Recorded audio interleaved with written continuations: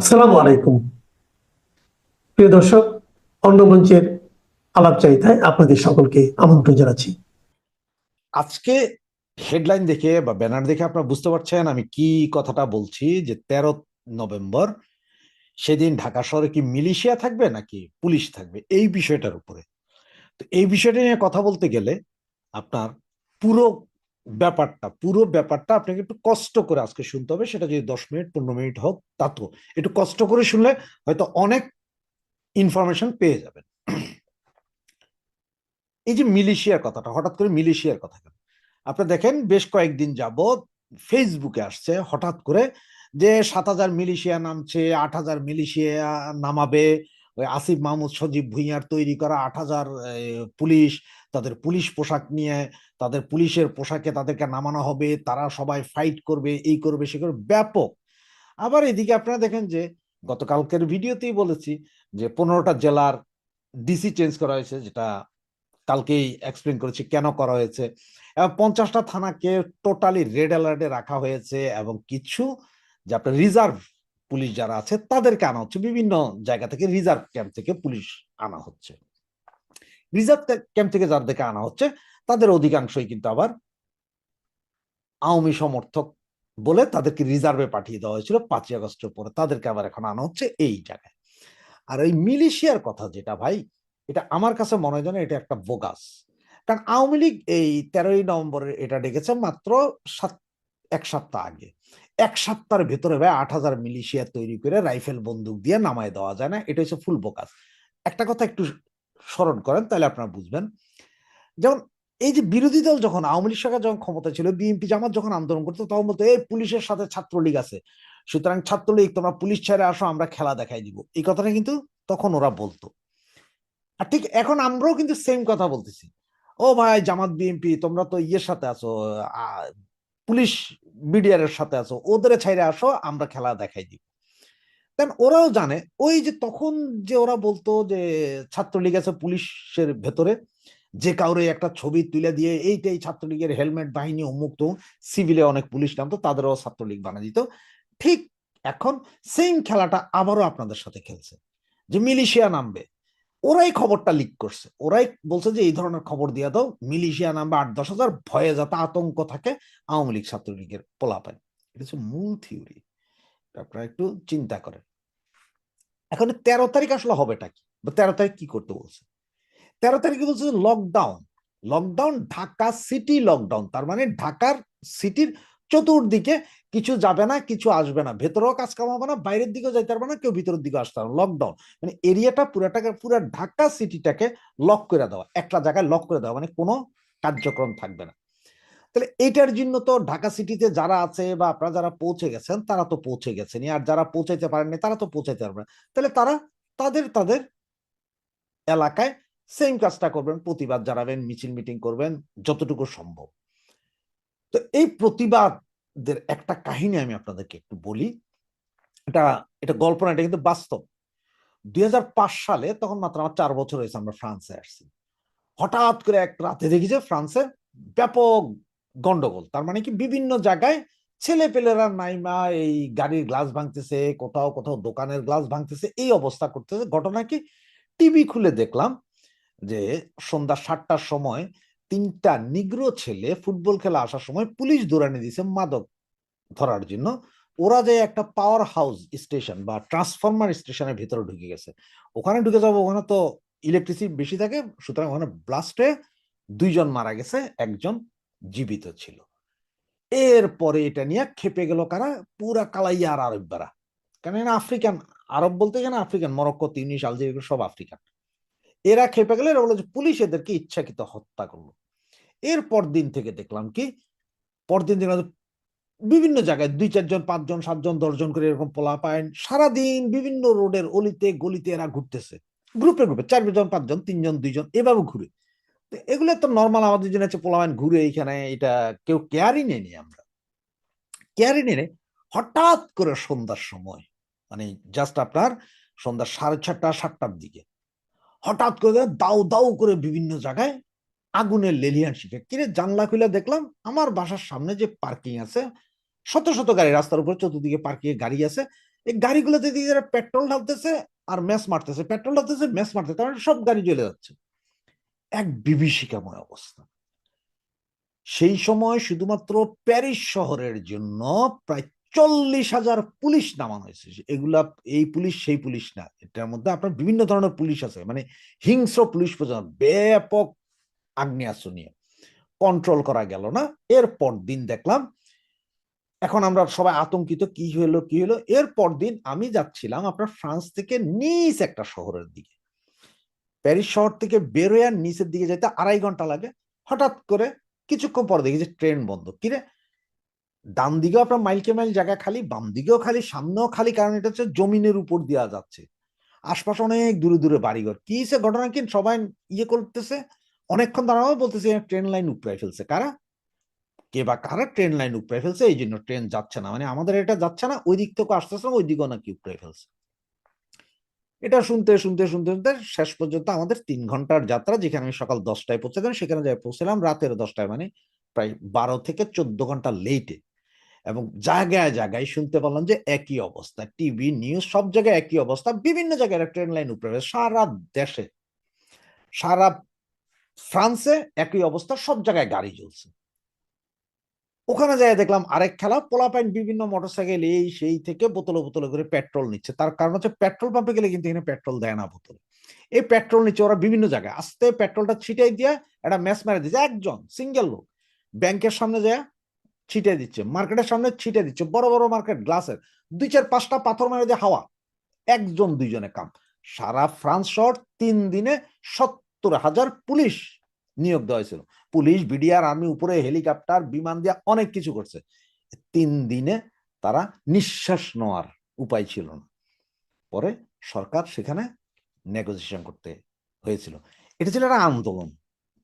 African Kalaiya আর বেয়ারা, ইমিগ্রেন্টেরা, এরা করছিল একটা আন্দোলন। বাংলাদেশে তো আসলে আমরা যে ঢাকা লকডাউনের মতো সেরকম কিছু করছি না, না। আমরা তো ওখানে যাচ্ছি ভাই শান্তিপূর্ণ মিছিল করব, আমরা হয়তো শান্তিপূর্ণ ভাবে দাঁড়াইয়া গান গাইবো, এই সেই করবো। এছাড়া তো কিছু তো আমাদের এখন করার মতন উপায় নেই বা সক্ষমতা নাই। আগে এক সময় আমাদের সক্ষমতা ছিল, এরশাদ পিরিয়ডের আন্দোলন, খালেদা পিরিয়ডের আন্দোলন, আমাদের ব্যাপক সক্ষমতা ছিল। আমরা বিভিন্ন রাস্তায় কিছু পারছি আর না পারছি গাছ কাইটা দিছি, বিভিন্ন রাস্তাঘাটে আমরা 2 4 5 জন আগে গেছি, আরেকজনকে সাইকেলের মধ্যে বস্তায় পাথর, বড় বড় কঙ্কর পাথর তুলে দিছি, ভাইয়া আসেন, ফালাই দিস, ওগুলা দিয়ে মারামারি করছি পুলিশের সাথে। এইভাবে আমরা করছি।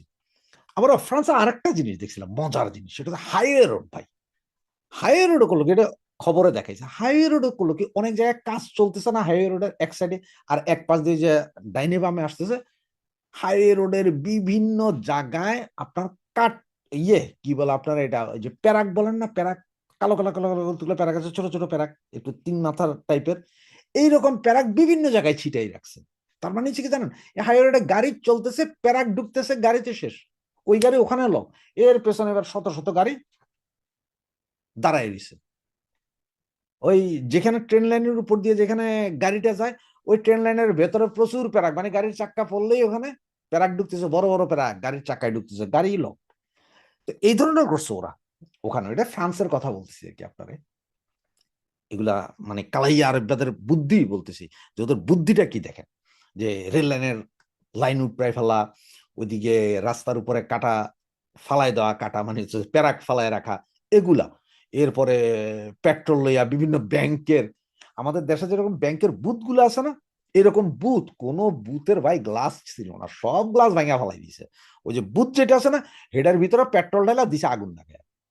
আমাদের দেশের মতো তো এত অল্প না, এখানে তো শত শত বুথ আছে, রাস্তার কোনায় কোনায় বুথ আছে, এবং আপনার সিকিউরিটি ক্যামেরা থেকে শুরু করে সব, কিন্তু কোনো সিকিউরিটি ক্যামেরা ধরতে পারে নাই। তার কারণ কি জানেন, এগুলো সবার মাথায় ছিল ক্যাপ, সব শুধু চোখ মুখ, চোখ ছাড়া আর কিচ্ছু দেখা যায় না পোলাপেন। এই অবস্থায় যে তারা কাম করে দিছে। তো এইখানে এত উন্নত প্রযুক্তি, এত কিছু থাকার পরও কিন্তু ঠেকাইতে পারে নাই এই পোলাপাইনরে। তারা সারা বাংলাদেশে, মানে এই অঞ্চলের পুলিশ একটু ঘেডি ধরছে, অন্য অঞ্চলে গঠাই দিছে কাম। এরপরে করলো কি, তারা বিভিন্ন ময়লার যে ড্রাম ট্রাম রাখে না রাস্তায়, এই সব ড্রাম মাইনা ফালাই দিল রাস্তার উপরে। ওই যে গাড়ি কিছু পয়রা থাকে না এমনি গাড়ি করে, এগুলোর ধাক্কায় আইনা দিল। বিভিন্ন শহরের পাশে যে গাড়ি দাঁড়ায় থাকে, যেমন আমাদের ধরেন ওই যে বাংলাদেশের বিভিন্ন ডিপোগুলোর পাশে রাস্তার উপর গাড়িগুলো থাকে না, বড় বড় গাড়ি, এগুলো সবগুলোতে মাইরা দিতেছে আগুন। তার কারণ হচ্ছে যে এগুলো গেলেও কি হবে, গেলে তো সরকারও যাবে, পয়সা সব তো ইন্স্যুরেন্স, কেউ তো গরিব তো মরতেছে না। কিন্তু একটা লোকের গায়ে ওরা টাচ করে নাই, কোনো ব্যক্তির গায়ে মারে নাই, এগুলোর উপরে করছে ব্যাপক আন্দোলন। তো এটা হচ্ছে ফ্রান্সের সহিংস আন্দোলন। তা আমরা তো ভাই কোনো সহিংসতা করতে যাচ্ছি না। তো আমার ওই যে কথা যেটা ছিল সেটা হচ্ছে এরা যেটা এখন আপনাদেরকে ভুল বুঝাচ্ছে যে মিলিশিয়া নামবে, 8,000 মিলিশিয়া, 10,000 মিলিশিয়া, এরা আপনাদেরকে এই করবে সেই করবে হ্যাং করবে ত্যাং করবে। ভাই এটা হচ্ছে ফুললি একটা প্রোপাগান্ডা ছাড়াচ্ছে যাতে আপনি আমি ভয় পাই। আজকে রাতের এই রাতের আপনার 12টা 12:30 পর্যন্ত স্বরাষ্ট্র মন্ত্রণালয়ের মধ্যে পুলিশ, বিডিআর, আর্মি সব সহ যে কথা হয়েছে, সেখানের যে রিপোর্টটা এখন পর্যন্ত আমার কাছে আসছে সেটা হচ্ছে যে আসলে আর্মির যে 50% উঠায় নেওয়ার কথা ছিল গত বুধবারে তারা উঠাই নিছে, এখন আর 50% আছে। আজকে স্বরাষ্ট্রমন্ত্রী যেটা বলছে, আর্মি তো আর্মির জায়গা মতনই আছে, কোথাও যায় নাই, এরা উঠে নাই। তার মানে কি জানেন, বুধবারের পর থেকে যে 15% আছে সেটাই আছে ভাই, এর বাইরে না। মানে 100% ওগুলো নাই আসলে। উনি তো কথাটাকে এমন ভাবে বলছেন যাতে আপনারা না বুঝতে পারেন, যেটা আজকে ওই যে প্রশাসনিক মিটিং যেটা হয়েছে রাতের 12টা পর্যন্ত 1টা পর্যন্ত, সেটার কাহিনী। পুলিশকে বলছে আপনারা নার্ভাস হইেন না, আপনারা নার্ভাস হইেন না, জনগণকে নার্ভাস করা যাবে না, আপনারা নার্ভাস হয়ে গেলে সমস্যা। কারণ হচ্ছে পুলিশের মধ্যে নাকি ব্যাপক একটা নার্ভাসনেস আসছে। কারণ তারা চিন্তা করতেছে আওয়ামী লীগের যে কর্মী সমর্থক সারা দেশে যদি একটা মেসাকার সৃষ্টি করে, তাহলে এটাকে ঠেকানোর মতন সক্ষমতা তাদের নাই। এটা পুলিশ সরাসরি বলছে। তারপরেও তাদেরকে হোপ বাড়াচ্ছে আপনারা ইয়ে করেন না, জানা এই কারণ হচ্ছে যে এই যে আজকে রাতে বিভিন্ন জায়গায়, ঢাকা সহ বিভিন্ন জায়গায় দেখছেন যে যে সাইকেলের টায়ার, মোটরসাইকেলের টায়ার, ট্রাকের টায়ার এনে পোলাপাইন জ্বালায় যে রাস্তার মধ্যে ছেড়ে দিতেছে, এগুলাতে তারা অলরেডি ভয় পাওয়া শুরু করছে।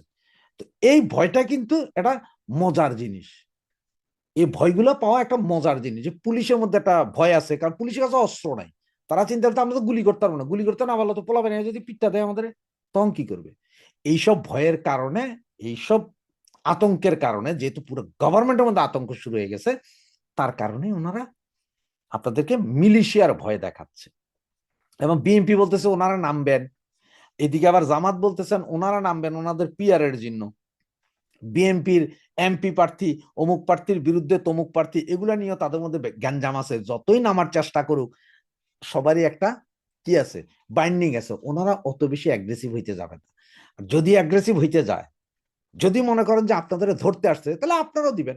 বা আমাদের মধ্যে সবচেয়ে বড় দোষ কি, হয়তো বিএনপির 10 জন আসছে বা 15 জন একটা গ্রুপ আইতেছে, আমরা 20 জনের মিছিল করতেছি, ওই 15 জনের গ্রুপ পিছন থেকে ধর ধর কইছে, আর আমাদের 15 জন, আমরা যে 20 জন আছি তার মধ্যে আমরা 19 জনে ভেঙে গেছি, একজন ধরা খাইছে না। সব ওইখানে দাঁড়ায় যান, ঘুরা দাঁড়ান বেলটা নিয়ে, দেখবেন যে ওই যেগুলো চিলে ধর ধর ধর সেগুলোই পালাবে।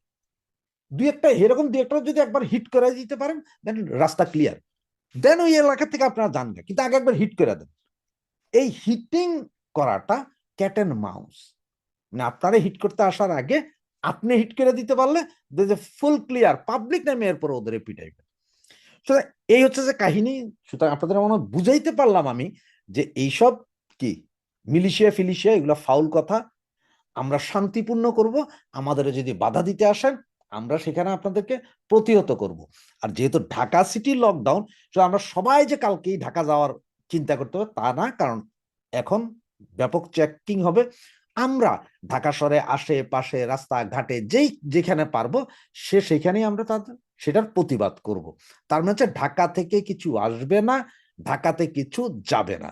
আর ঢাকার ভেতরে আমাদের ভাইয়েরা যারা আছে, তারা ঢাকা শহর সামাল দেওয়ার জন্য ইনশাল্লাহ প্রস্তুত আছে, তারা তাদের প্রস্তুতি গুড করে দিবে।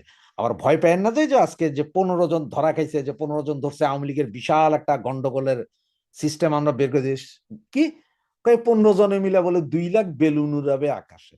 শালা পাগলের বংশধর 2 লাখ বেলুন দিয়ে প্রতিবাদ করবে, এটা আর বিশাল কি, এটা ধরে তোমরা বিশাল কাম করে বলা, পেপার পত্রিকা আসছে। কিন্তু এগুলোতে ভাই ফাউল, আমাদের ধরতেছে।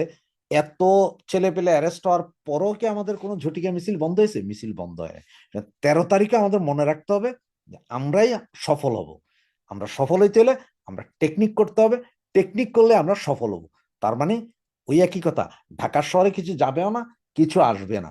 কোথায় আমরা কি করতে হবে তা নিজে নিজে চিন্তা করুন। আর ভিডিওটা যদি এখন পর্যন্ত দেখে যদি কিছু না বুঝুন, তাহলে এই ভিডিওটাকে 2 বার 3 বার 4 বার 5 বার বুঝে নিন, এরপরও হইলেও আপনার কিছু না কিছু বুঝতে পারবেন। সুতরাং ভালো থাকবেন, সুস্থ থাকবেন, সেফে থাকবেন। জয় বাংলা, জয় বঙ্গবন্ধু।